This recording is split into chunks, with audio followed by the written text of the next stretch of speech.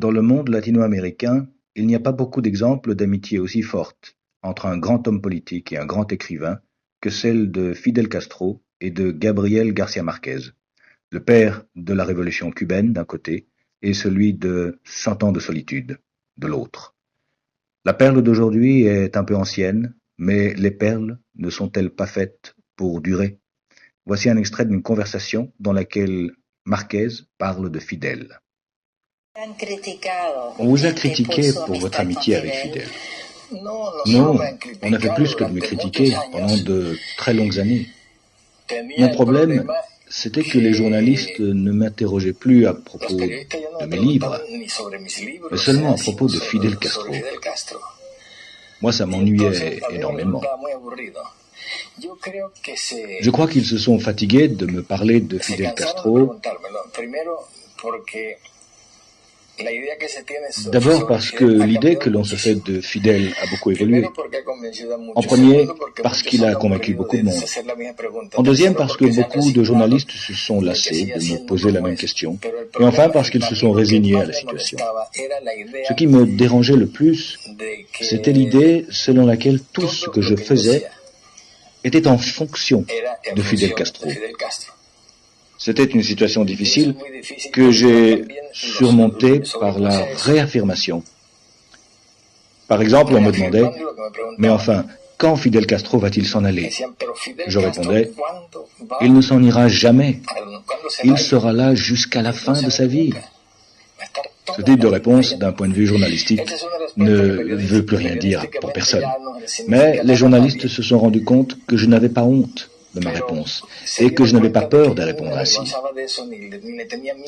Surtout la presse nord-américaine qui a créé l'idée selon laquelle Fidel et moi-même sommes des conspirateurs, deux personnes engagées dans une conspiration, surtout contre l'Amérique latine, à l'époque des mouvements de guérilla en Amérique latine.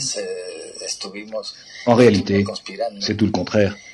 Je crois que nous nous rencontrons dans le but de nous reposer de nos tâches respectives, quand nous avons besoin d'une pause dans notre travail personnel. Gabriel, crois-tu qu'un nouveau chapitre est en train de s'écrire dans sa vie, dans la vie de Fidel? Je ne sais pas.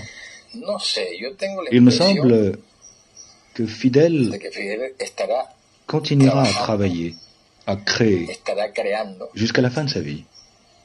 Est-il en train d'écrire un nouveau chapitre? Sans doute. La révolution cubaine comprend beaucoup de chapitres. En ce moment est en train de s'achever un chapitre important, selon moi. Je veux parler de la période dite spéciale. Cuba s'est engagé à fond dans l'étape, ou dans cette période spéciale, à la suite de l'effondrement du camp socialiste. Le pari qu'ont fait les ennemis de Cuba est qu'elle ne survivrait pas au blocus nord-américain et à cet autre blocus, de l'autre côté, causé par la cessation totale de l'aide à Cuba. Cependant, Cuba a démontré qu'elle peut survivre sans l'aide d'aucun des deux blocs qui ont toujours existé. Par ailleurs, Cuba bénéficie de la solidarité de nombreux pays qui ne la lui avaient pas accordée auparavant.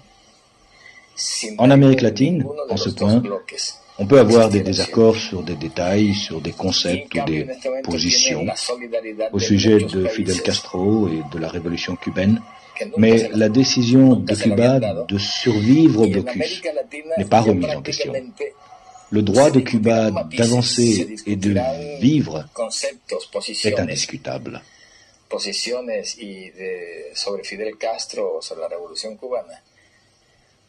Pero la decisión de que Cuba tiene que sobrevivir al bloqueo y que tiene derecho a salir adelante y tiene derecho a vivir es una cosa que está establecida y eso no se discute.